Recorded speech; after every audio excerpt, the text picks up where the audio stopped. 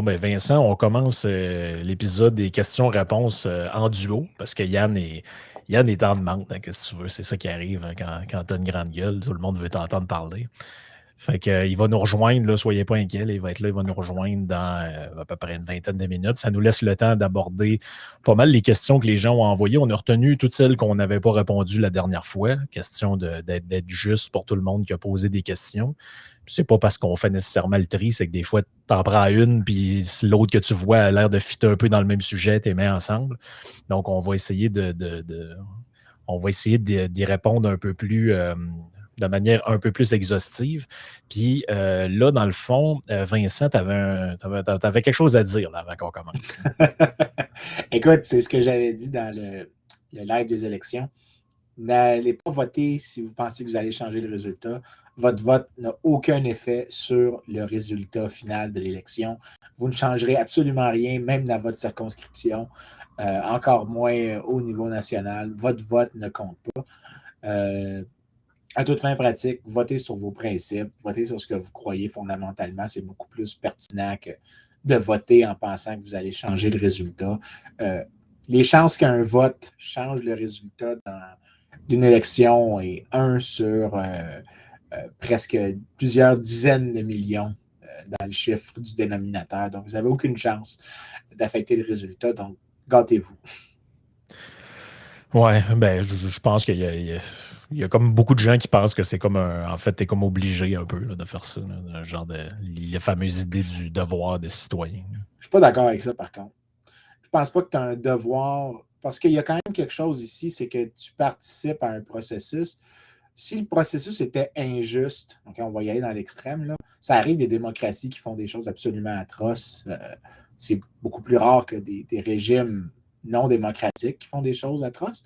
Mais de dire que tu dois voter, que tu as un devoir à ta communauté, non. Des fois, tu as le droit de refuser, de dire que tu trouves que c'est inacceptable de participer à ce processus-là. Donc, disons par exemple que les deux partis, on va y aller dans l'extrême comme aux États-Unis, où les deux partis votent pour des partis interventionnistes en affaires étrangères qui incluent d'utiliser des drones pour bombarder des mariages où est-ce qu'il y a des terroristes dans un pays X ou Y. Je n'ai pas envie de sanctionner ça. Donc, si les deux choix, c'est la même chose, je ne voterai pas pour 2 fois la même chose. Oui, absolument. Ben, puis en même temps aussi, le fait de ne pas voter est une forme de vote, là, d'une certaine manière, parce que comme on a comme on a, puis là, on vient de perdre Vincent pendant 2 secondes, mais je continue pendant ce temps-là. Comme on a un financement public des partis politiques, le problème, c'est le suivant, c'est que si tu veux pas, si il n'y a rien qui te rejoint, ben, si tu annules ton vote ou si tu vas puis tu coches toutes les cases, ben, il y a une partie du cash qui va être redistribuée un peu à tout le monde là-dedans, là, à cause d'un mécanisme de financement public. C'est ça qui arrive là, à ce niveau-là. Bien, il y a ça, mais il y a aussi le fait que quand je dis que ton vote a vraiment très peu d'influence, il y a aussi le fait que parce qu'il n'y a aucune influence sur le résultat final, ça fait que les gens, en fait, la plupart des gens, quand ils votent, ils n'ont pas une compréhension. Il y a beaucoup de croyances erronées qui motivent des votes, de telle sorte que souvent, quand tu regardes les résultats d'élection, c'est rare que le, le comportement des gens. En fait, c'est pour ça que tu peux avoir des fois des résultats dans lesquels les gens votent pour des cas extrêmes. Parce que le vote est basé sur, par exemple, des fausses croyances. Ça peut être que tu penses que tous les immigrants volent des emplois, donc il faut qu'on vote pour un candidat anti-immigration, mais quand on regarde les faits, c'est pas ça. Le problème, c'est que quand tu votes, comme il n'y a aucun bénéfice à voter, il n'y a aussi aucun coût à voter. Donc, il n'y a aucun bénéfice à corriger des croyances erronées, surtout si ces croyances-là te permettent de faire partie d'une tribu politique au-delà d'un autre. Donc, c'est pour ça que je n'ai pas le culte de la démocratie que les gens ont.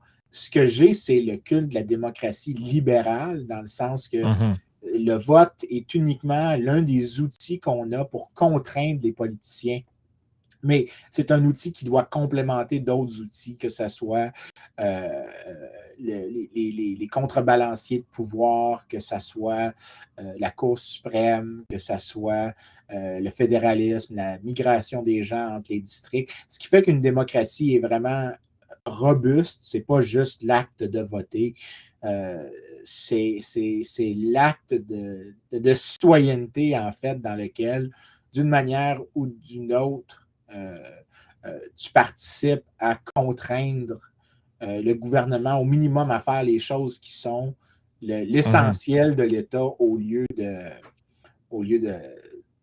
ce que le politicien est dans son avantage à lui de faire. Mais ça, Ouais. c'est une autre discussion. Là. Oui, absolument. Ouais, j'y vais avec une première question, mais je nommerai pas les gens là, qui ont posé les questions d'abord parce que je les ai pas toujours notés, puis deuxièmement parce que c'est pas tout le monde qui veut que son nom soit donné des fois en rapport avec ce qui a été dit. Là.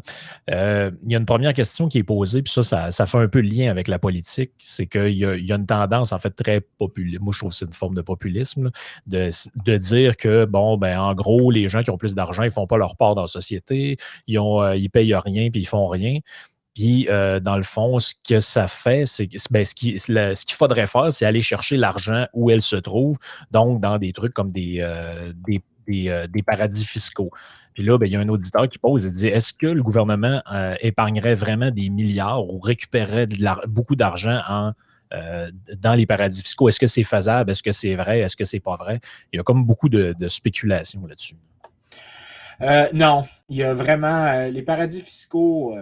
En fait, la manière de le voir, c'est que la richesse des gens les plus riches, donc on prend, disons, le top 1% des contribuables les plus riches, et on prend tout ce qu'ils ont accumulé. Donc ça, les gens doivent faire aussi une distinction entre un revenu qui est un flot et une richesse qui est un stock. Donc, l'analogie dans la tête des gens, ça doit être comme une baignoire.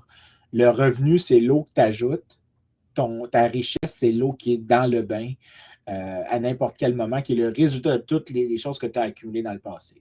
Si on devait prendre toute la richesse du top 1%, on ne serait pas capable de couvrir le budget dans n'importe quel pays. On ne serait pas capable de couvrir le budget de n'importe quel gouvernement occidental avec l'entièreté de l'eau dans le bain. Donc, si tu prenais 100% de la richesse du top 1%, tu ne serais pas capable de couvrir une année de dépenses publiques. Si tu prends toute la richesse, tu pourrais peut-être fermer le déficit, mais tu peux juste le faire une fois.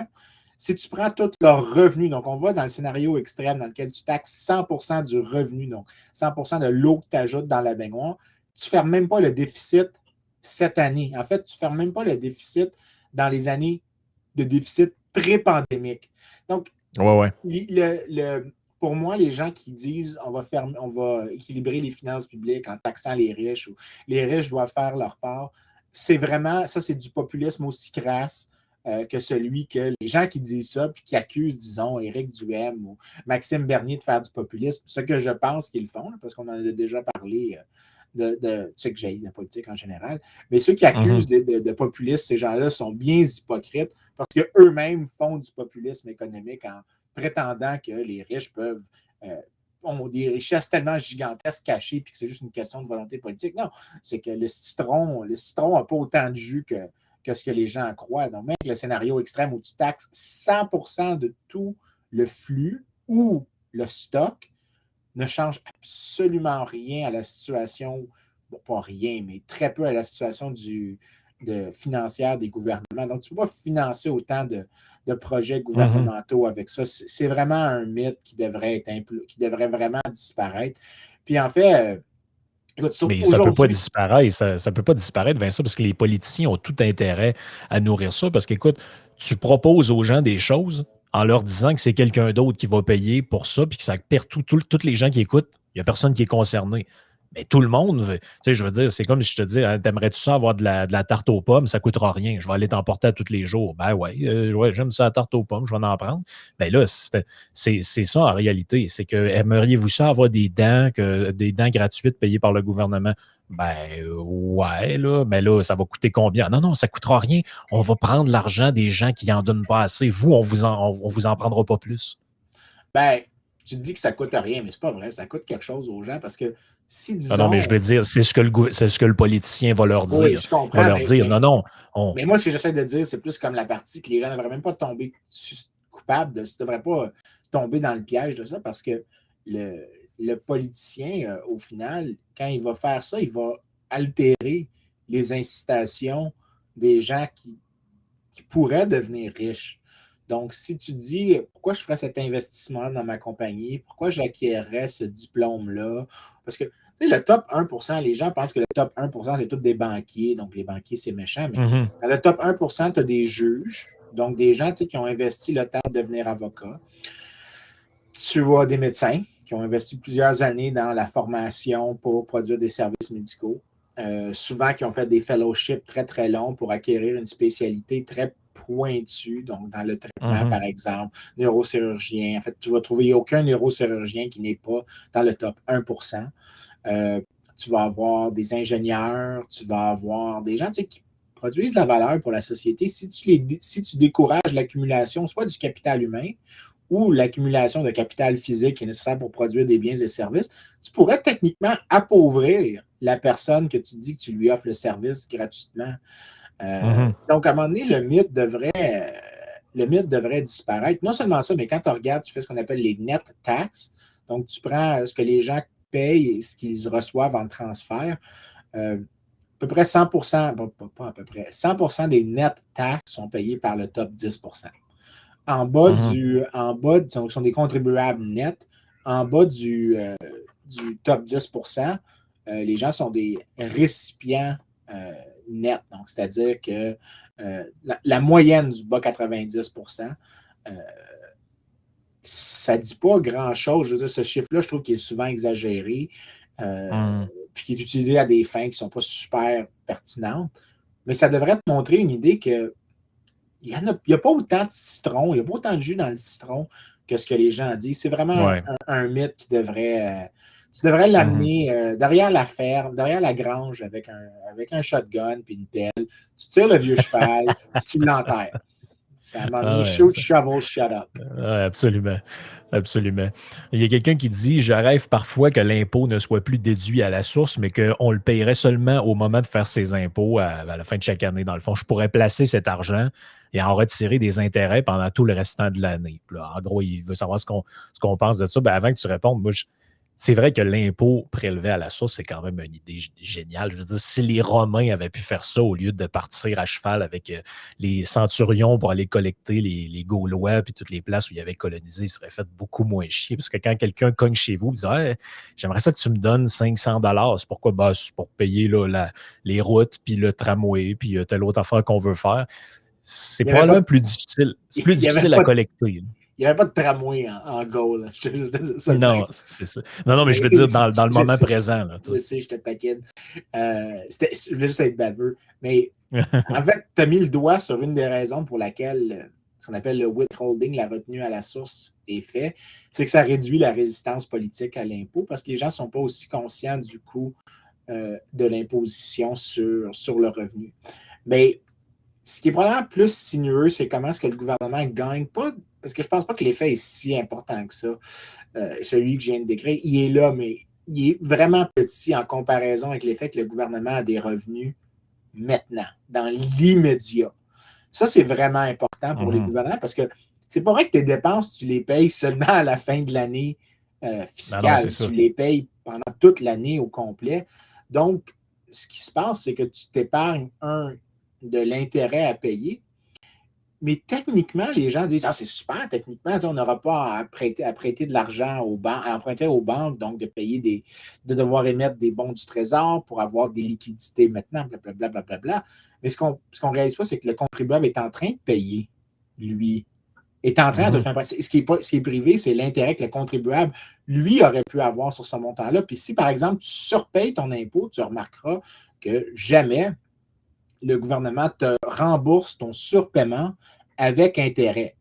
Euh, Non, non, mais non, mais non, donc, mais ce qui non, se passe, voyons. c'est que le gouvernement, techniquement, fait le vol de l'intérêt avec ça, le vol de l'intérêt privé que la personne aurait pu gagner sur les surpaiements qui sont faits. Mhm. C'est pour ça qu'il y a une des réformes que je trouverais probablement qui serait les plus efficaces sur la contrainte des dépenses publiques, c'est que tu dois repayer au moins le taux d'intérêt sur un bon du Trésor aux contribuables qui ont surpayé. Comme ça, le gouvernement est obligé. Parce que tu essaieras de demander combien tu dois en avance, surtout si tu es un travailleur autonome, Mhm. d'identifier exactement les acomptes provisionnels qu'il faut que tu fasses. C'est carrément impossible. Puis non seulement ça, mais eux te disent qu'ils savent combien tu leur dois, mais quand tu leur demandes, ils vont dire, ben, figure it out. Ouais, oui, c'est ça.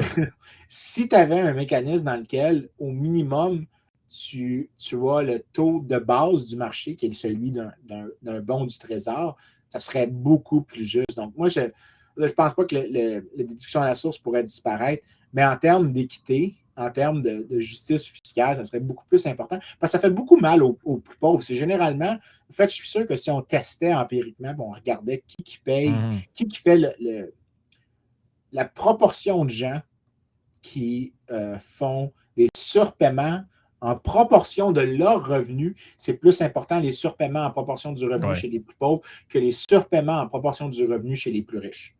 Euh, et là, tu vois, dans ce cas-là, ce que tu es en train de faire, c'est que tu es techniquement en train de taxer régressivement les plus pauvres. Ceux qui pensent le contraire sont vraiment, je pense qu'ils font des erreurs de raisonnement économique assez de base. Ouais, puis tu sais, le même raisonnement s'applique aussi à tout ce qui est projet à très long terme où on envoie. Parce qu'en fait, ça revient à ce que tu disais à un moment donné. Tu te dis, ben, mettons, les gens, ils ne payent pas le réel coût de leur conviction ou encore le réel coût de leur opinion ou des choix qu'ils font. Ben, quand tu te dis, ben, moi, ouais, moi, je suis pour ça que le gouvernement il fasse tel projet. Ben, il n'y a pas de. Il y a pas, je veux dire, il n'y a pas de facture qui t'est envoyée. Tu n'as pas un chèque à remplir de 550 $ que tu signes, tu envoies ça, je ne sais pas, moi, à la Ville de Québec ou au gouvernement du Québec. Ben non, mais c'est prélevé comme ça. Puis à un moment donné, il y a une petite taxe qui est ajoutée sur une boisson gazeuse ou une petite taxe sur des taxes vertes quelque part. Donc, c'est un peu plus insidieux parce que tu ne le vois pas vraiment. Donc, tu ne te sens pas atteint par ça, ou même c'est encore pire quand c'est reporté à plus loin dans le temps.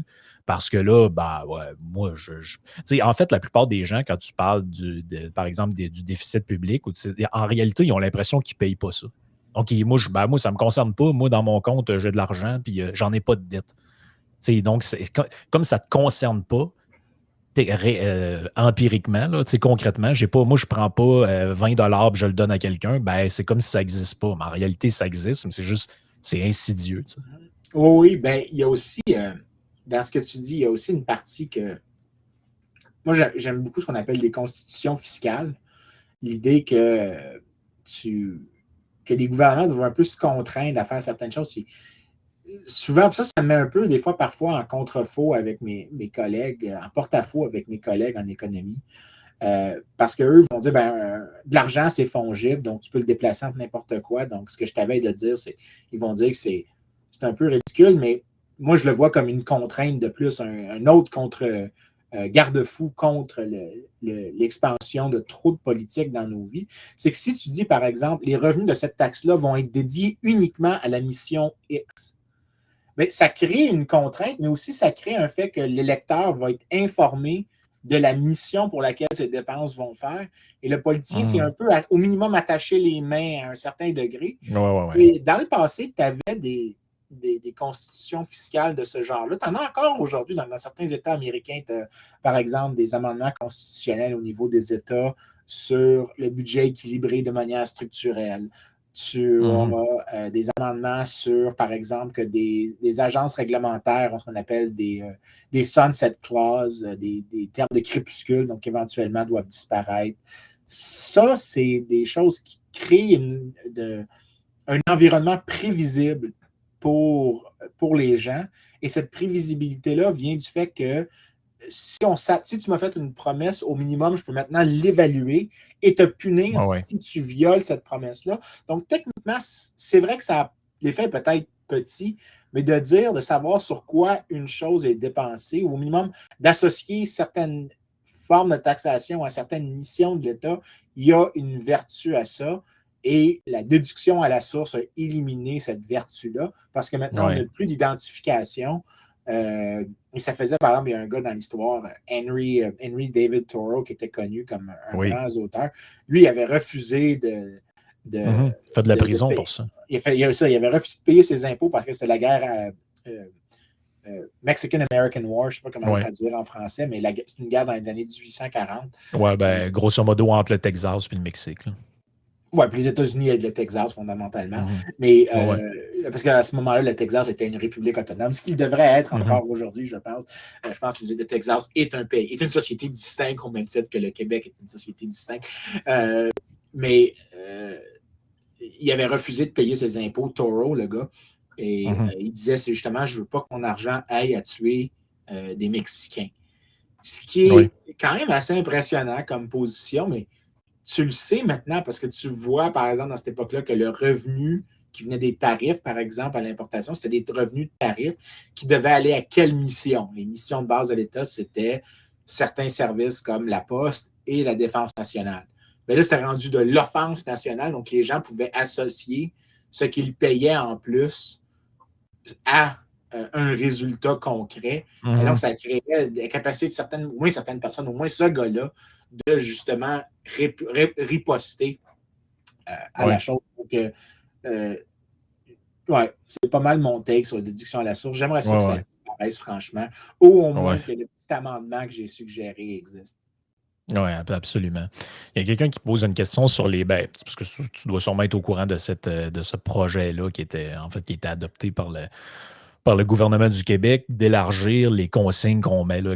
Quand vous achetez des canettes de bière ou des canettes de boissons gazeuses, il y a une consigne dessus, donc il faut vous ramener les canettes au lieu de les mettre dans le recyclage, ce qui était une manière d'essayer d'inciter au recyclage il y a plusieurs années. Puis là, à partir de 2022, ça va être étendu aux bouteilles de vin puis aux bouteilles de phare, je pense. Et puis là, la personne demande c'est quoi les impacts non anticipés ou que nous autres, on pourrait anticiper d'une telle réglementation pour les commerçants, les entreprises, les consommateurs. Bien, vite de même, c'est sûr que quand tu vas dans les épiceries, tu fréquentes les supermarchés, le retour de canettes, c'est toujours un peu un pain in the ass. Tu vois que les commerçants ne veulent pas gérer ça. La machine fonctionne plus ou moins. C'est toujours un peu, je vais vous envoyer un commis. Quand tu arrives au comptoir pour ça, ils veulent... Tu as toujours l'impression que tu déranges.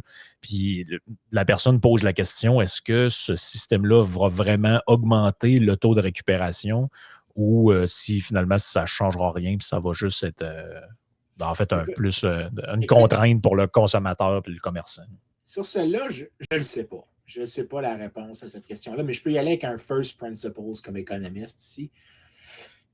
Un déchet, c'est quand il faut que tu payes quelqu'un pour te le prendre. Right? Si ça avait de la valeur, quelqu'un te payerait pour le prendre. Right? C'est ça la ligne entre recyclage et déchet. Entre quelque chose que...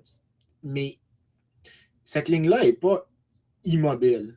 Et en fait, ce qu'on ne réalise pas, c'est que probablement qu'on subventionne beaucoup plus les déchets que ce qu'on réalise. Dans la plupart des villes qu'il y a... On accueille Yann, mesdames et messieurs, qui vient de se joindre au live. Yann, puis les auditeurs, je veux juste vous avertir, il y a Vincent qu'on a perdu l'image à un moment donné. Je pense que c'est peut-être la connexion qui a un petit problème, mais c'est pas grave. Au montage, Vincent, je te mettrai une face. Avec un cigare.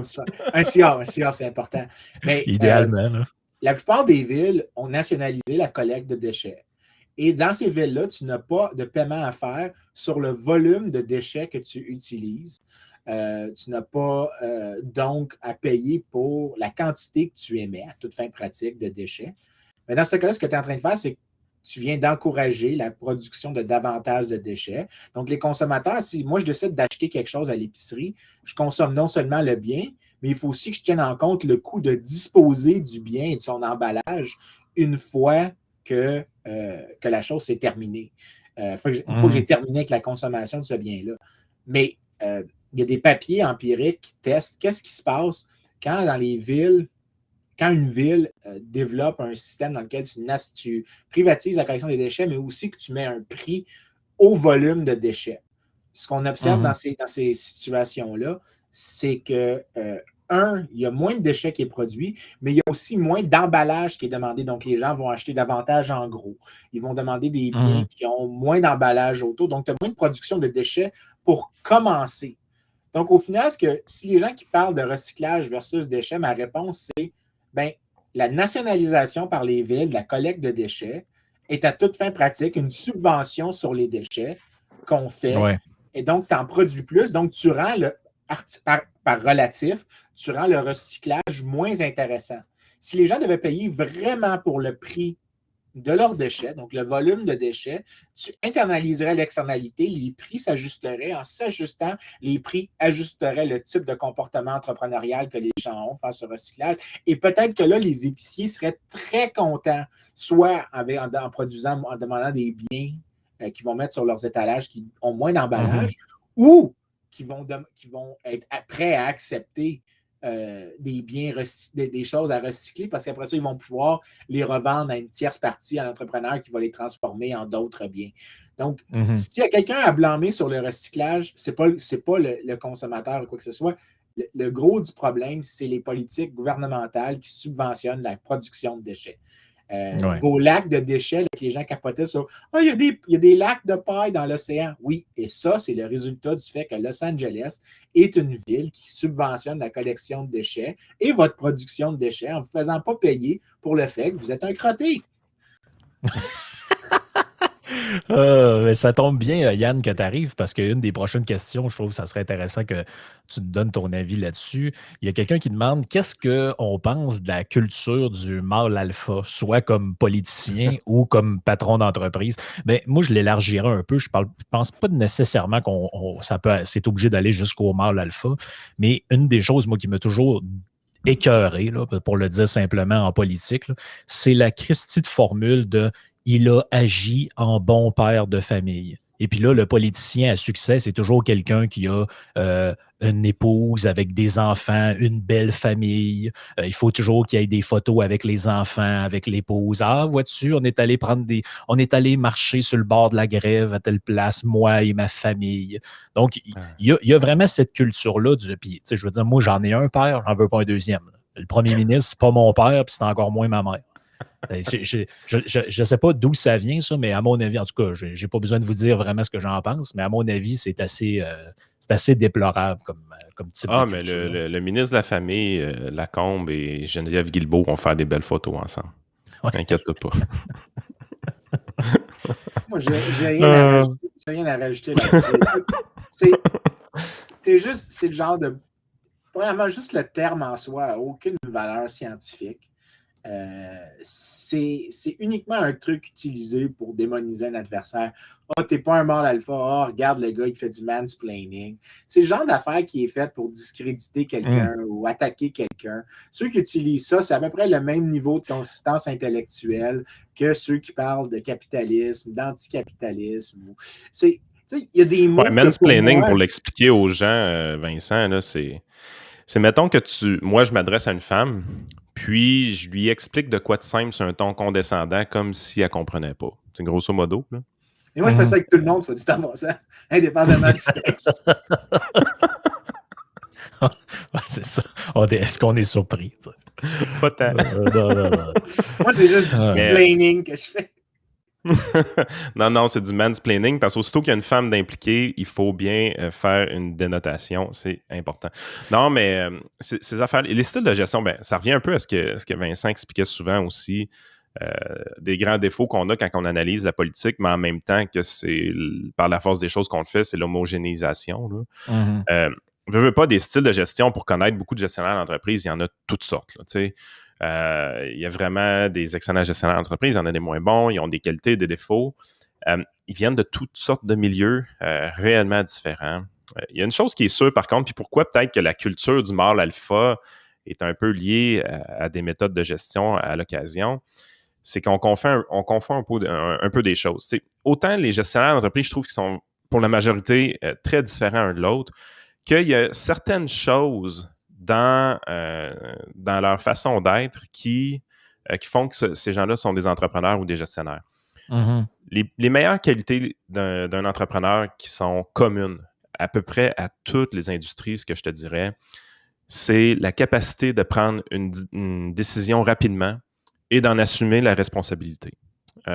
Ça, là, c'est c'est très, très, très commun chez un bon entrepreneur. En fait, les entrepreneurs que j'ai connus qui n'avaient pas ça, généralement, leur business avait beaucoup de difficultés à performer. Parce que les décisions ne se prennent pas vite, il y a de l'hésitation, il y a trop de consultations, il y a des lags qui se créent à cause de ça, puis éventuellement, on n'assume pas non plus notre décision, fait qu'on on a tendance à rejeter la faute sur quelqu'un d'autre et des choses comme ça. Maintenant, si tu regardes, c'est quoi un mâle alpha comme tel? C'est très flou, là, on va s'entendre. Là. Tout le monde comprend ça, que c'est pas... Vincent is back. tout le monde comprend que la définition d'un mâle alpha, c'est quand même quelque chose de flou. Sauf que si tu arrives et tu dis un mâle alpha peut être vu comme quelqu'un de très autoritaire ou qui donne des ordres à sa femme ou des choses comme ça, ben là, tu vas voir que ça va peut-être se recouper un peu avec la définition que je viens de donner, sans l'être. Parce qu'un bon entrepreneur n'est pas autoritaire. Et il ne sera pas quelqu'un qui va imposer des décisions aux autres. Par contre, dans l'imaginaire collectif des gens, c'est ça que les gens pensent que c'est un bon entrepreneur. Puis c'est là qu'il y a de la grosse déformation. Là. Mais moi, ces caractéristiques-là communes, je les ai vraiment vues chez plusieurs entrepreneurs. Puis c'est malheureusement confondu avec l'autoritarisme, alors que ce n'en est pas, honnêtement, les meilleurs entrepreneurs. Tu peux avoir de l'autorité sans être autoritaire. C'est ça que les gens devraient comprendre.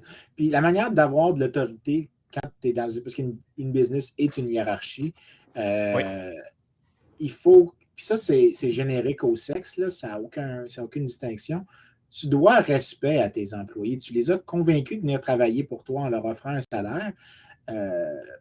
Soit tu les payes plus cher si tu es déplaisant, parce que faut se souvenir... Non, mais pas le choix. Non, c'est vrai. Non, je suis d'accord. Mais ça revient quand on parlait des compensating differentials. Si tu es dans un métier déplaisant, tu es payé davantage que pour un métier plaisant, toutes choses étant égales par ailleurs. C'est pour ça que je suis gentil avec toi, Frank. C'est ça. Quand tu le payes pas bien, t'as intérêt à être gentil. Quand tu le payes pas bien, t'as intérêt à être gentil. Quand tu le payes bien, tu peux être un petit peu plus négligent. Mais c'est l'idée ici, c'est que toute chose étant égale par ailleurs, étant le fait important. D'ailleurs, tu remarqueras pourquoi les gens qui vont travailler dans des cabinets d'avocats quelques années travaillent à des salaires très élevés, sachant très bien que c'est physiquement demandant, c'est émotionnellement demandant. Ben, c'est parce que les salaires sont beaucoup plus élevés que dans des métiers plus relax où les salaires sont plus bas. Les gens font des choix alternatifs. Mais toute chose étant égale par ailleurs, ce qui donne l'autorité comme entrepreneur, c'est pas d'être condescendant, d'être méprisant, c'est de traiter tout ton staff également et de ne pas leur manquer de respect. Ben, peut-être pas tout à fait égal, mais le mot n'est pas correct, Vincent. C'est plus d'une manière juste. Tu leur dois égal respect. Oui, exact. Tu ne devrais pas dénigrer quelqu'un parce qu'il est moins important dans ta business que quelqu'un d'autre. Ah, puis même à ça, la notion de justice aussi est super importante parce que ce que le syndicalisme enlève au niveau de l'entreprise plus souvent qu'autrement, c'est qu'on vient niveler tout. Là. Tout le monde va avoir le même salaire selon l'échelon, l'année d'ancienneté, ainsi de suite. Puis ce qu'on perd à ce moment-là, c'est l'employé performant, on a de la difficulté à le rémunérer d'une manière supplémentaire, et l'employé sous-performant, on a de la misère à le pénaliser ou à lui abaisser sa rémunération, ou du moins de ne pas l'augmenter. Et ça, 1 an, c'est pas grave, 2 ans, c'est pas grave, mais éventuellement, après plusieurs années, tu crées beaucoup de frustration parce que un bon employé, il ne veut pas être traité à partie égale avec l'autre employé. Il ne veut pas avoir le même salaire que l'autre employé. Il veut que s'il est plus performant, il veut être plus apprécié, il veut aussi avoir une meilleure rémunération parce qu'il est plus performant. Puis c'est là que la notion de justice en entreprise devient extrêmement importante. Être équitable envers les employés, c'est pas leur donner la même paye. Être équitable envers les employés, c'est de les traiter d'une manière qui est juste en fonction de leur qualité, leurs défauts et leur performance.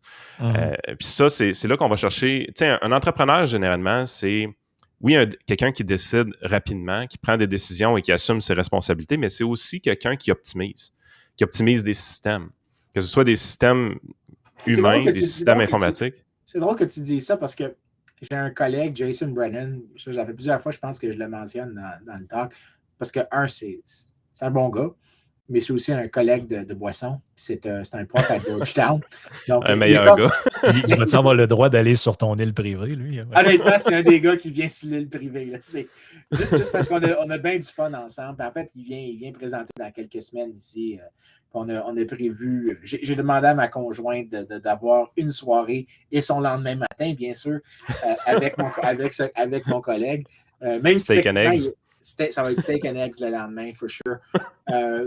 Mais à un moment donné, il m'a sorti un article que j'ai trouvé absolument fascinant. Tu regardes la portion de la masse salariale qui va au PDG des entreprises et tu regardes la valeur qu'un PDG ajoute à une firme. On a des manières de tester ça par des départs et des entrées. Et on voit que le PDG, les différences même mineures en des PDG peut déterminer 20 à 30 % de la valeur d'une firme. Mais ils n'ont pas 20 à 30 % de la rémunération de la firme. Ils ont généralement entre 0 et 2 % de la rémunération de tout le payroll de la firme. Ça, c'est pas. Ouais, mais c'est 400 fois plus que le travailleur, Vincent. Oui, mais techniquement, ce que tu es en train de me dire, c'est que si j'utilisais un cadre d'analyse marxiste, donc que j'utilise la valeur travail, bien, techniquement, le gars, c'est lui qui est le plus exploité. Là. Donc, le cadre d'exploitation, c'est le PDG d'une entreprise, c'est le gars qui est le plus exploité. C'est lui qui donne le plus gros de la valeur de l'entreprise. Ouais. Mais c'est lui qui n'a pas la portion la plus gigantesque de la masse salariale de l'entreprise. Mais le cadre de... l'explication philosophique, c'est que techniquement, si tu dois utiliser le cadre que souvent les gens utilisent, c'est que logiquement, ça échoue sur son propre mérite parce que tu es en train de dire que c'est le PDG qui se fait exploiter. C'est ça, ça qui est ridicule. Là. C'est mais le cadre d'analyse... Tu dois dire des choses comme ça. C'est pour ça que je dis que ceux qui utilisent des concepts comme « Ah, c'est ça » ou « c'est ci » ou « c'est la masculinité », c'est pour ça que les hommes font ça. Bullshit. C'est tous des concepts que tu ne comprends pas puis que tu n'as pas utilisé de la bonne science sociale pour analyser. Là, est-ce que c'est vrai que la plupart des PDG sont des hommes? Oui. Est-ce qu'il y a quelque chose qui explique ça? Oui. Est-ce que c'est uniquement sociologique? Probablement pas. C'est probable qu'il y a des poids historiques qui jouent où, pendant longtemps, effectivement, il y avait un statut légal inférieur pour les femmes que les hommes, puis qu'il y a un ombrage de ça qui persiste aujourd'hui. Est-ce qu'il y a des attitudes de cette période précédente où il y avait un régime légal différent qui persistent encore aujourd'hui? Peut-être. Mais la réalité, c'est que quand tu as autant d'argent en jeu que dans des entreprises qui valent des dizaines et des centaines de milliards de dollars, que des actionnaires seraient prêts à se priver d'un PDG de compétences équivalentes, sinon supérieures, sur la base du genre. Tu es en train de me dire que les gens que tu accuses d'être des complotistes extrêmes qui dominent la politique sont stupides au point de laisser des dizaines de millions, de milliards de dollars de côté sur la base du genre. Mais tu réalises l'absurdité de tenir cette position-là et l'autre position que tu tiens en même temps. C'est pour ça que ces concepts-là, je trouve qu'ils n'ont aucune valeur de science sociale parce que le seul but qu'ils servent, c'est de crêper le chignon de l'autre côté. Exact. Ceux qui l'adoptent, ceux qui aiment ça l'adopter pour un peu rire, comme ceux qui disent « Oh, moi, je suis capitaliste pour comme gosser la gauche », bien, c'est du trolling. Puis les deux, ce que c'est du troll et du contre-troll. La valeur sociale de ça, c'est la même que de lire une chronique de Patrick Lagacé, c'est-à-dire moins que zéro. Puis, rajoutons une chose. Tu sais, ce qu'on parle beaucoup de ça, c'est plus un peu. Oui, ben c'est ça, j'allais te le noter quand même. C'est Patrick, tu as le droit en masse. C'est pas quel Va pas là. Mais pas trop longtemps, Yann, sur ta précision, parce qu'il faut passer à un autre question. C'est vrai, on est en Q&A. Oui, c'est ça. Mais la game aussi, c'est que, tu sais, on dit souvent, puis là, c'est une fausseté, je vais dire, Vincent, tais-toi, là, t'es pas obligé de répliquer, je sais que c'est faux. Tais-toi. Ouais, mais les femmes, eux, ils gèrent d'une manière consensuelle. Et les hommes, non, puis blablabla. Vous comprenez pas tant. Ouais. Une entreprise gérée de manière consensuelle, là, mettons une coop, mais vraiment, vraiment consensuelle, là, ça va faire faillite. Tu peux pas prendre 5 jours à décider quelle couleur de trombone t'achètes sacrément. OK? Tu peux, mais ça s'appelle le gouvernement. Oui, exact. Une entreprise gérée de manière consensuelle, ça ne fonctionne pas. OK? Il faut que quelqu'un la prenne, la décision. L'affaire, c'est que tu as des employés techniques. Eux autres, on va comparer ça à une partie de hockey. L'employé technique, là, c'est un attaquant. Lui, tu veux qu'il soit efficace, tu veux qu'il score des buts, mais il peut faire des gaffes en défensive, puis il y a quelqu'un qui va y sauver le cul. Tu as l'employé professionnel qui est le défenseur, qui, lui, il ne faut pas trop qu'il en laisse passer. Il est là pour sauver le cul des attaquants, mais il peut gaffer. Puis éventuellement, le PDG, c'est le goaler. C'est la dernière ligne de défense. Puis de temps en temps, il y en a une qui va y passer entre les jambes. Il va falloir qu'il se relève, puis qu'il aille de l'avant, puis qu'il continue en bout de ligne. Mais c'est l'ultime décideur de tout ça. Puis il va se tromper des fois. Par contre, à chaque fois qu'il va se tromper, il va falloir qu'il prenne responsabilité de ce qui s'est passé, puis qu'il corrige les actions dans le futur, puis ça va arriver. Mais en bout de ligne, il faut que quelqu'un la prenne, la foutue décision. Ouais. Donc, quand ça remonte la hiérarchie, il faut que ça finisse. Tu ne peux pas rajouter 8 étages par-dessus la tête de quelqu'un. Il faut que quelqu'un la prenne, la décision. Ben, l'ultime décideur, c'est le PDG en haut. C'est pas plus compliqué que ça. Fait que les entreprises gérées de manière consensuelle, qu'il faut qu'on arrive à un consensus pour prendre une décision, puis que tout le monde s'entende, puis il y a un vote unanime, à ce prix que je veux pas travailler là. Ouais. Je veux rien savoir d'aller travailler. La dernière entreprise que j'ai vue qui était un peu de même, c'était un restaurant qui était basé sur une manière de coopérative. Ils ont fait 2 déficits d'affilée, ils ont fermé l'année d'après. Puis les décideurs consensuels, ils buvaient le stock. Là. Ouais. Dans leur réunion. Tu sais, ça faisait pas de profit. Non, je ne suis pas sûr que c'est un modèle qui est bien viable. Il y a 2 questions qui ont rapport à des trucs plus précis en économie. Je suggère, puis je sais qui les a posées, c'est Phil, je suggère qu'on les garde pour peut-être un épisode complet là-dessus. Il pose des questions sur les différences entre les écoles de pensée. Donc, peut-être qu'on pourra faire plus un épisode là-dessus, parce que sinon, je sais ce qui va arriver. On va partir pendant 40 minutes, puis c'est pas ça qu'on veut qu'il arrive. Non, je suis d'accord. La question sur les Autrichiens, là?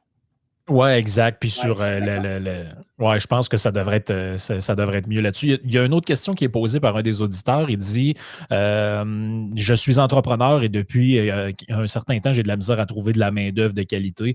Pensez-vous que nous devrions accepter plus d'immigrants? Moi, je pense que oui. Bon, ça, c'était pas moi, c'est lui. Là, mais... Non, mais je pense que je vais juste répéter ma cassette. Les immigrants ne détruisent pas des emplois, ils ajoutent des emplois, d'une part. Et non seulement ça, mais ils augmentent probablement plus la demande d'emploi parce qu'ils nous permettent de se spécialiser, nous rendant donc plus productifs par unité de travailleurs. Et au net, il y a un effet d'enrichissement de l'immigration. Donc, absolument. Maintenant, est-ce qu'il y a une pénurie de main-d'œuvre? Je pense pas. Je pense pas que c'est vrai qu'il y a des pénuries de main-d'œuvre. J'ai déjà expliqué que je pense pas que le concept est pertinent, sauf si le gouvernement met des contrôles de prix. Une pénurie de main-d'œuvre, c'est quand, au salaire donné, il y a des gens qui sont line-up pour ta job, puis tu n'es pas capable de leur offrir la job. Donc, tu as une pénurie dans ce cas-là de gens que tu peux leur offrir un emploi. Dans ce cas-ci, là, c'est pertinent, mais ça fait, par exemple, le domaine de la construction où tu as les cartes de compétences. Ou dans ce cas-là, tu as des salaires super élevés dans la construction au Québec. Les gens ne soulignent pas ça, mais les salaires en construction. OnlyFans pour la restauration. Ah non, ça, je n'ai pas le droit de dire d'affaires de même. Je vais juste passer par-dessus ton commentaire parce que c'est ça qui mérite. C'est bon. T'as complètement perdu la traque de comment j'allais faire ça. Oui, c'est ça. Le secteur de la construction, les salaires dans la construction sont super élevés, mais ils ne sont pas élevés parce que il y a une grosse demande d'emploi puis une offre limitée. C'est qu'il y aurait une offre beaucoup plus grande s'il n'y avait pas des barrières artificielles sur les travailleurs qui viennent dans le domaine.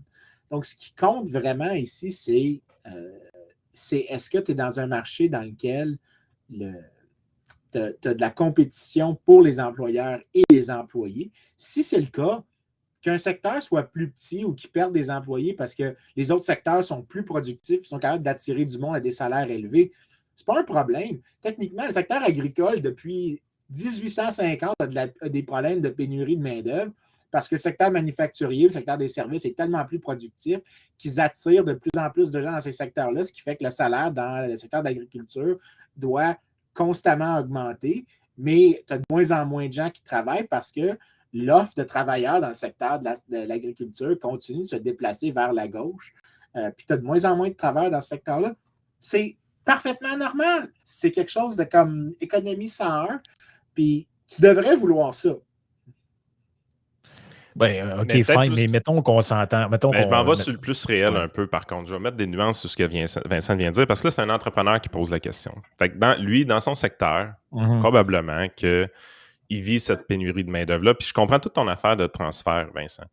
Il y a quand même présentement des freins qui sont majeurs, que ce soit les programmes sociaux qui incitent. Oui, c'est vrai. Excuse-moi, je vois exactement ce que tu t'en vas, puis je vais clarifier. Si tu juste finir. Si tu subventionnes les gens pour rester à la maison, ben, ça va être plus dur d'attirer des travailleurs, toutes choses étant égales par ailleurs. Fait que, la PCU, ça va dans la catégorie de choses qui pourraient créer une pénurie de main-d'œuvre, mais c'est pas à cause d'une. C'est pas l'immigration. Non, c'est pas une cause unique. Là. C'est multifactoriel parce qu'on était en pénurie de main-d'œuvre avant la pandémie aussi, là, avant que la PCU, PCRE existe. Mais gardez une chose en tête, par contre.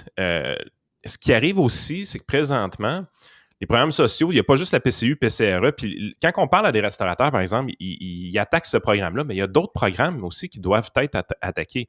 Une des raisons, je pense, qu'il y avait une certaine pénurie de main-d'œuvre au sens médiatique du terme avant la crise, c'est qu'il n'y a pas assez de restaurants qui mouraient. Tout simplement, dans le sens que on maintenait en vie artificiellement des restaurants, puis les propriétaires se fatiguaient, puis ils arrivaient au bout de leur chaîne tranquillement, puis ça commençait à crever tranquillement. Puis la raison qui était donnée, c'était pas un manque de rentabilité, c'était pas une hausse de taxes, c'était une difficulté à trouver des employés et une réticence aussi à augmenter leur salaire de ces employés-là. Ce qui fait aussi qu'on oublie, c'est que le marché s'adapte, c'est vrai, mais le marché ne s'adapte pas en claquant des doigts. Là. Ça prend quand même plusieurs mois à s'adapter, un marché compétitif. Puis là, le mood qu'on est présentement, c'est qu'il y a eu peut-être 40 ou 45% moins de faillites qu'une année normale en 2020. La tendance semble se poursuivre aussi en 2021. Les entreprises ne font pas faillite présentement. Oui, il y a des fermetures sans faire faillite, mais c'est que l'argent pleut tellement dans les entreprises que n'importe quel kidam, mauvais gestionnaire est capable de faire survivre son entreprise avec les programmes qui existent. Surtout que ces programmes-là sont plus généreux quand tu as une baisse d'achalandage plus élevée. Fait que c'est comme ceux-là qui reçoivent les plus grosses subventions, c'est ceux-là qui sont les moins performants pendant la pandémie. Donc, tu es vraiment dans un mode où est-ce que il manque de business qui ferme. C'est niaiseux, là, mais il devrait y avoir une purification qui se fait parce que dites-vous une affaire, si pour une région, il y a 200 restaurants qui ferment demain matin, premièrement, ce ne sera pas les meilleurs, ça va être les moins bons restaurants. Et immédiatement, après ces fermetures-là, il va y avoir une libération de capital humain là, qui va être redistribué dans les autres entreprises. C'est un peu ça aussi la game qui arrive. Il y a aussi un aspect, je vais juste faire un commentaire sur les restaurants. J'avais Mathieu Bédard, qui était mon collègue à l'Institut économique de Montréal dans le temps, qui m'expliquait pourquoi il y a autant de restaurants à Montréal per capita comparativement à d'autres villes, comme par exemple New York, ce qui est assez surprenant. C'est que tu réglementes tellement d'autres secteurs d'activité économique que l'activité entrepreneuriale se redirige largement dans ce secteur-là. Donc, tu as Parce qu'on ne peut pas ouvrir une garderie, on ouvre un restaurant. Je dirais pas dans. Je suis pas sûr que c'est le bon substitut, mais je comprends le concept. Oui, on va y aller sur le concept en général. Mais dans ce cas-là, l'affaire, c'est que c'est plus une pénurie de main-d'œuvre, c'est que tu as trop de main-d'œuvre. Donc, tu as trop d'entreprises qui ne sont pas de taille optimale. C'est là que c'est difficile. C'est-à-dire que tu as plus d'entreprises qui s'ouvrent. Donc, je suis sûr que si on regarde, si l'argument de Mathieu est bon, tu vas avoir une augmentation supérieure à la moyenne de l'emploi total dans le domaine de la restauration, mais une baisse dans la taille moyenne des firmes. Donc, tu as des plus petits restaurants avec moins de staff, donc moins de roulement, donc moins de capacité à servir une grande clientèle. Plus fragile quand ils perdent un employé. Exactement. C'est là que ça s'en vient. Donc, tu as un marché où tu as artificiellement réduit la taille optimale de la firme dans un sens que c'est nocif pour l'économie en général. Mais là, ce n'est pas une pénurie de main-d'œuvre, c'est que tu as trop de gens dans ce secteur-là en général. Ça, c'est important. Non, je ne suis pas sûr si j'accepte la thèse de Mathieu parce que la contrepartie, c'est qu'on réglemente tellement la restauration à Montréal. Oui, c'est sûr que je mets. Ouais. C'est ça. Mais Mathieu avait cette hypothèse-là, mais si tu réglementes tellement, c'est que tu augmentes le coût par travailleur de produire une unité de biens ou services, donc le service de la restauration plus le repas en soi. Mais dans ce cas-là, ce que tu fais, c'est que ce que tu payes à ton travailleur, là, il faut que tu sois déterminé en fonction aussi de tes autres coûts. Là. Donc, tu choisis en fonction de tous les coûts qu'il faut que tu gères en même temps, la quantité d'employés que tu leur offres, et donc un peu le salaire que tu peux leur offrir avant de quitter la business. Bien, dans ce cas-là, ce qui est vraiment problématique, puis je suis probablement sûr que Mathieu a tort là-dessus, c'est que les restaurants pourraient offrir des salaires nettement plus compétitifs pour attirer les gens, par exemple, si tu enlevais toutes les réglementations ridicules qui viennent avec eux. Juste le MEV, par exemple, le coût de se plier au MEV est vraiment, le module d'enregistrement des ventes, était vraiment déplaisant pour eux. Ajoute toutes les réglementations sur... Bon, là, je sais qu'il y a l'alcool qui paye 2 fois le prix parce qu'ils ne prennent pas la même que nous autres. Il faut que tu prennes des bouteilles. La loi qui interdit les serveuses de partager leur type avec les gens de cuisine, des choses comme ça. Là. Ou même les trucs de santé publique. Là, je veux dire, là, je sais que je vais aller un peu un peu en dehors de la fenêtre d'Overton, mais les gens sont capables d'évaluer si un restaurant est propre ou non. Ils n'ont pas besoin d'un inspecteur de la santé publique du bureau de Montréal qui donne des amendes, sont des critères arbitraires. Les gens sont prêts des fois, je veux dire, nombre de fois que je suis sûr que j'étais déjà allé dans des restaurants qui étaient pas super propres, mais vous êtes allé parce que ça se voyait, mais le prix était tellement bas, puis tu étais là, why not? How bad can it be? Tu t'es dit, la pointe de pizza, c'est ça. La pointe de pizza à 2,50, ça fait mon affaire. Je vais endurer que le gars il est souliers sales. Oui, ou des fois, la file est moins longue au service à l'auto, puis tu sais que le restaurant est tout croche. De toute façon, je veux dire, quand les restaurants ont des mauvaises réputations, ça se promène à la grandeur de la ville, tout le monde le sait. Moi, je veux dire, je me souviens d'un restaurant précisément que... Ben, c'est ça, je me souviens d'un restaurant précisément, je ne le nommerai pas, mais il y avait toutes sortes de rumeurs relativement à ce restaurant-là, probablement non fondées, ou en tout cas en partie non fondées, puis ben, ça circule encore aujourd'hui. On pense à tous les trucs, là, d'autres affaires comme mettons, là, le PFK, je ne sais pas moi, ils font de la sauce avec de l'huile à friture, puis en tout cas des trucs un peu bizarres. Puis là, ben, tu te dis, ben, en fait, ils n'ont pas besoin de se faire inspecter parce que les gens se chargent de leur faire mauvaise réputation. Oui, puis peut-être, je pense qu'on a perdu Vincent un petit peu. L'idée aussi avec ça, c'est réellement qu'effectivement, on ne laisse pas aller le marché suffisamment. En réglementant énormément, puis en subventionnant énormément aussi, on permet vraiment à des mauvaises entreprises de survivre, et ça ne libère pas les employés qui devraient être libérés. Puis ça, c'est définitivement un problème. Puis quand on parle de réglementation, présentement, la PCRE, la PCU, tu avais juste à démontrer, je pense, que tu travaillais pas puis tu avais le chèque. C'est vraiment pas compliqué à avoir. PCRE, je pense qu'ils ont tweaké les affaires un peu. Il fallait vraiment que tu démontres que tu faisais une recherche d'emploi. Je parlais à un restaurateur récemment, il me disait, écoute, Yann, je suis tellement tanné. Là. J'ai dit, tu sais, on t'en manque de main-d'œuvre, mais je reçois des CV. Ben, c'est une bonne nouvelle. Il dit, non, c'est pas une bonne nouvelle. À toutes les fois que je rappelle quelqu'un sur ces CV-là, ça répond jamais. Le monde envoie des CV juste pour montrer qu'ils font des démarches. Ils disent, là, je me fais enterrer de CV parce qu'il y a quelqu'un quelque part qui veut un chèque puis qui doit démontrer qu'il fait une recherche d'emploi. Ouais. Il dit pas à moi à subir ça. Là. Il dit, ou encore ce qu'on a vu, je me souviens plus si c'était Juge Juteux ou quelqu'un d'autre, mais quelqu'un qui disait, je cherche un employé, puis voici le genre de réponse que j'ai souvent. Peux-tu me payer en cash parce que je veux pas perdre ma PCRE ou ma PCU? Exactement. Ou bien, je peux pas faire plus que 20 heures parce que sinon, ils vont me couper mon chèque. Tu sais, c'est des affaires qu'on voyait avant, me semble, juste sur des affaires d'aide sociale, ou en tout cas des affaires que tu t'imagines pas. Moi, en tout cas, moi, je m'imagine pas fonctionner de même. Là. Mais... Non, exact. Non, ça, c'est un des facteurs. Puis, l'autre facteur, c'est, tu sais, à un moment donné, augmenter le salaire des employés, ça peut marcher un temps, mais il y a plusieurs choses que tu peux faire. Moi, j'ai un propriétaire restaurant, ce qu'il m'expliquait, il dit, écoute, il dit, j'ai climatisé ma cuisine. C'est un investissement de 50 000. Il fait toujours 23 dans ma cuisine. Tu sais, mes employés sont bien. Je cherche des gens à du 19, du 20, du 21 piastres de l'heure. Il y a de la misère à en trouver. Je dis là, je commence à être tanné, mais d'un autre côté, je ne veux pas lâcher parce que j'ai jamais fait d'argent comme j'en fais présentement. Je veux dire, je suis très, très, très rentable. Notre take-out, il roule à côté. Il regardait pour peut-être fermer sa salle à manger parce qu'il dit, écoute, juste le take-out livraison, ça va être correct. Là. Tant qu'à manquer de monde, je vais fermer ma salle à manger, des choses comme ça, surtout qu'on rajoutait un passeport vaccinal, des choses comme ça.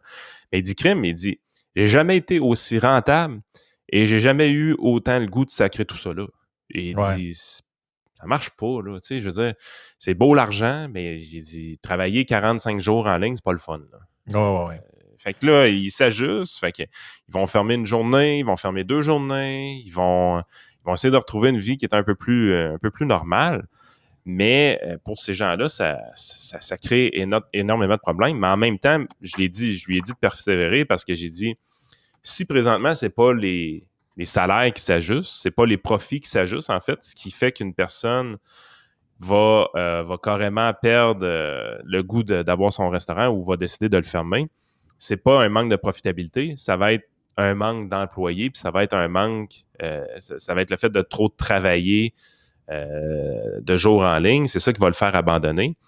Ben, ceux-là qui vont persévérer, c'est eux autres qui vont ramasser la palette après, là, dans le sens que le marché va s'ajuster, les employés vont être distribués éventuellement un jour, et les quelques années que tu vas avoir après ce grand ajustement-là vont être extrêmement profitables avec probablement des employés de meilleure qualité aussi. Tout est cyclique en économie, puis ça va finir par revenir du bon côté. C'est juste que quand ça se mesure en années, le temps que ça prend au marché à s'ajuster, c'est tough sur un entrepreneur, puis sur le moral, ça, c'est définitif. Oui. Je suggère qu'on fasse peut-être deux questions rapidement, puis après ça, on passera à une partie bonus pour les gens sur Patreon. Il y a quelqu'un qui demande, tu sais, on voit que, Vincent ne sera peut-être pas d'accord, là, mais on voit qu'il y a une hausse des prix. En tout cas, si on ne veut pas parler d'inflation nécessairement, mais il y a une hausse des prix, en tout cas dans certains secteurs. La personne demande comment organiser ses finances personnelles pour faire face à cette crise. PS, je ne veux rien savoir des crypto-monnaies. Ça tombe bien, Yann, je sais que tu n'es pas un gros fan de ça, fait que c'est sûrement pas ça que tu vas te suggérer. Attends une minute. Tu peux, les crypto-monnaies, tu peux en acheter une coupe, mais tu ne devrais pas mettre une tonne d'argent là-dedans. Tu devrais juste faire comme n'importe qui. Tu diversifies le plus possible. Tu achètes plein d'actifs. Mais ce que tu veux, c'est des actifs dont le prix est flexible. Le problème des actifs qui ont un prix flexible, c'est que tu n'as pas beaucoup de liquidité. Donc, si tu veux avoir du cash on hand, c'est vraiment problématique. Mais si tu as un horizon de retraite, disons, dans 30 ans, achète des trucs que le prix peut s'ajuster, donc peut incorporer l'inflation. Donc, des actions à la bourse, ça fait ça. Des actions échangées à la bourse vont s'ajuster assez rapidement. Bon, tu vas perdre un petit peu de richesse si des fois il y a de l'inflation inattendue, mais en moyenne, les titres qui sont le moins affectés, les titres de richesse qui sont les moins affectés par l'inflation, c'est les titres boursiers. Fine, ils sont plus volatiles, mais aussi sont plus coûteux. Si tu as besoin genre de cash on hand, c'est vraiment difficile de liquider ça rapidement. Ton problème, s'il y a de l'inflation, c'est si tu as des prestations déterminées en termes de montant fixe, si tu as des rentes de retraite, si tu as des rentes perpétuelles. Donc, si Écoute, là-dessus, Vincent et sa coche, c'est des grands mythes. Hein? On pense que les cryptos sont un outil pour fighter l'inflation. Ça reste à démontrer. On n'est pas là du tout encore au niveau des crypto-monnaies. Beaucoup trop volatile en lien avec l'inflation. Fait que, tu sais, je veux dire, c'est pas un hedge à l'inflation présentement, les cryptos. Fait que ça, c'est un mythe. Un autre mythe, l'or. Les gens ont souvent pensé que l'or était un hedge à l'inflation qui était très efficace. C'est des fois sur court terme, des choses comme ça, mais ça aussi, c'est pas quelque chose qui est si démontré que ça ou qui est si utile que ça. L'or, c'est réellement une valeur refuge. Oui, c'est ça. Dans le temps, ça a quand même préservé une valeur. Mais c'est justement, ça préserve la valeur en fonction de l'inflation, mais je veux dire, ça t'aide pas à faire un rendement supérieur à l'inflation. Fait que ça, moi, l'or, c'est pas un actif qui me fait triper tant que ça non plus. Par contre, où est-ce que Vincent s'accroche, c'est les actions viennent réellement capturer cette inflation-là. Tu sais, dites-vous une affaire. Vous achetez on va prendre une action bien connue, le Apple. Ben, si demain matin, le téléphone cellulaire d'Apple te coûte 2 fois le prix, il y a des chances que si tu regardes le bilan financier d'Apple, les revenus aient fait x2. Puis on s'entend, là, 100% d'inflation, c'est de l'hyperinflation, là, tu sais, je veux dire, ça n'arrivera pas. Là. Mais les revenus vont faire x2. Les dépenses vont faire x2 aussi. Et les profits vont faire x2. Fait que qu'est-ce qui est censé arriver techniquement au prix de l'action? Ben, ça va faire x2 aussi. Fait qu'effectivement, les actions sur une longue période de temps sont l'outil qui capture le mieux l'inflation. C'est ce qui fait que les gens qui ont des investissements plus à risque, c'est pas les gens qui doivent s'inquiéter le plus de l'inflation. Les gens qui doivent s'en inquiéter beaucoup, c'est les retraités du gouvernement du Québec, par exemple, avec la REGOP qui est mal indexée. C'est les personnes âgées qui ont énormément peur des marchés financiers, donc qui ont des certificats de placement garantis pour la majorité de leur investissement. De l'argent en dessous d'un matelas. Ouais. C'est les gens qui n'ont aucun investissement et qui ne dépendent que de leurs revenus. Donc, les gens, des fois même un peu plus pauvres, où est-ce que l'inflation est parfois ressentie plus fortement dans des biens essentiels comme l'épicerie ou l'essence. Donc, ces gens-là, si leur salaire ne suit pas l'inflation qu'ils vivent à l'épicerie, c'est des choix déchirants qui doivent être faits dans les familles. Fait que ça, c'est les grands perdants de l'inflation. Mais les grands gagnants, généralement, c'est à la fois les gouvernements qui, eux, voient leur dette en fonction du PIB venir être soulagés, et les investisseurs de stock market qui, généralement, sont quand même bien hedgés de ce côté-là. Oui. Mais tu sais, tu parlais d'un placement, mettons, comme dans Apple. Je plug un article que je vous ai envoyé cette semaine chez votreconseiller.net dans notre section revue de presse. Ça parlait de quelqu'un qui a mis 1000 $ dans Berkshire Hathaway, la compagnie de Warren Buffett en 1975. Et aujourd'hui, ce 1000 $-là, c'est 7,5 millions. Ouais. L'intérêt composé. Ah oui, c'est ça. C'est quand même assez...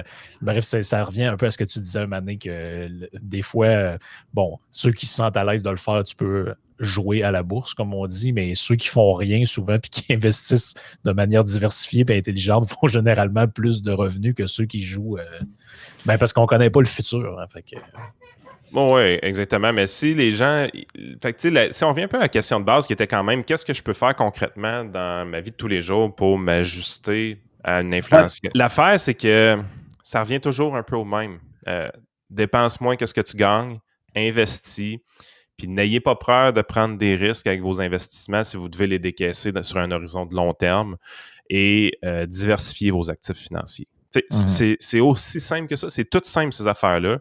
Mais tu sais, c'est aussi simple de ne pas souffrir d'obésité. Fais plus d'exercice, puis mange moins que ce que... C'est comme dire à quelqu'un, c'est pas compliqué, arrêter de fumer, tu as juste à arrêter. Puis il y a 20% du monde qui fume. T'sais. Il y a aussi techniquement une manière de faire un investissement qui peut te rapporter 30% au moins par année en moyenne pour la personne moyenne. C'est-à-dire que tu ne payes pas tes impôts. Mais le risque de ça, c'est que tu te retrouves en prison avec des saisies très importantes. Mais ça, je dis ça à moitié en joke, mais il y a des articles scientifiques sur l'évasion fiscale, et il y a un de mes collègues qui montre le type d'évasion fiscale en fonction du revenu que les gens font, et comment les gens qui sont plus pauvres, au lieu d'utiliser des mécanismes fiscaux, par exemple, comme acheter des œuvres d'art ou des choses comme ça, que les plus riches peuvent faire ça, les plus pauvres travaillent illégalement, et les revenus cash sont gardés dans un coffre. Et fine, l'argent qui est gardé dans un coffre ou dans un matelas ou peu importe, n'accumule pas de l'intérêt, mais il faut que tu calcules la valeur nette de l'intérêt perdu moins l'impôt payé. Donc, il y a elle a un heads-up start de 30%. Là. C'est ça. Ouais, c'est un calcul de risque, là, comme tu as dit tout à l'heure. Le risque de la prison, c'est le risque du savon échappé, puis tout ce qui vient avec. Là, ça dépend si t'es prêt. Mais il y a une implication de ça, donc les gens ne veulent pas en parler, mais quand tu ajustes le type d'évasion fiscale que les gens font en fonction du revenu, les plus pauvres trichent autant que les plus riches. C'est juste qu'ils trichent par des mécanismes complètement différents. Les plus riches peuvent utiliser des comptables, des fiscalistes, peuvent utiliser des véhicules qui sont pas nécessairement clairs, mais pas nécessairement illégaux non plus. Donc, tu sais, ça devient où tu fais passer ton auto de l'entreprise comme ton auto, mais c'est une dépense d'entreprise. Donc là, tu sais, techniquement, tu es comme en train de te sauver une dépense personnelle, mais ça devient une dépense corpo qui, elle, mais c'est tellement de l'enculage de mouche. Tu sais, j'ai eu à parler à plusieurs entrepreneurs qui faisaient des affaires de même, puis ma conclusion que je leur disais tout le temps, c'était arrête donc de faire des conneries comme ça. Je veux dire, pour ce que tu sauves vraiment, ça vaut pas la peine. Puis surtout que le fisc est de plus en plus efficace. Je veux dire, C'est pas des Ouais. mythes ce que je vais vous raconter là, mais quand il y a des fonctionnaires, les fonctionnaires très bien gros sur le camping, il faut le préjuger. Quand il y a des fonctionnaires qui se promènent d'intérêt de camping puis qui voient des gros pick-up plaqués F, là, pensez-vous vraiment qu'ils ne prennent pas le numéro de plaque en ordre? Oh my Surtout God. si vous buvez de la bière le soir et vous parlez fort. Une raison de plus de jamais faire du camping. Aucun être humain qui se respecte dort sur un lit qui n'a pas quatre jambes et un sommier, OK? Là, à un moment donné, là... Ouais, mais en camping, Vincent, tu peux te faire un bon steak and egg le lendemain matin là, sur le feu puis tout. Là. Je peux le faire aussi dans ma cuisine, OK? That's beside the point. Non seulement ça, mais je peux le faire en étant propre le matin après avoir pris une douche qui n'est pas de l'eau froide. Okay? L'exercice de la civilisation humaine, c'est de ne plus faire du camping, OK? C'est ça l'idée. OK? Fait que l'idée du camping, là, tu veux juste m'ajouter une raison de ne pas faire du camping. Mais si les gens trichent à des proportions égales en proportion de leurs revenus, peu importe où est-ce qu'ils sont dans l'échelle des revenus, ça te montre à quel point l'effet net de l'impôt est probablement sur la redistribution, selon moi. C'est pour ça que les gens qui disent ça a un super effet de nivellement. Oui, un effet de nivellement dans ce que tu peux mesurer. Mais dans l'actuel, il n'y a probablement pas beaucoup de nivellement qui se fait. Tout ce qui se passe, c'est que tu forces les gens à dépenser des ressources, justement comme ton gars qui déplace son auto, comme son auto d'entreprise, etc. Ce que tu fais, c'est que tu te retrouves à dépenser un paquet de ressources qui auraient pu être dépensées sur des investissements qui sont en fait vraiment productifs. Donc, c'est un peu comme si tu faisais dépenser de l'argent pour juste faire du shuffling around. Ça, c'est... Anyways, j'ai fait mon commentaire sur l'inutilité d'écœurer les gens. Là-dessus, je suggère qu'on passe à la partie pour juste pour les membres de Patreon.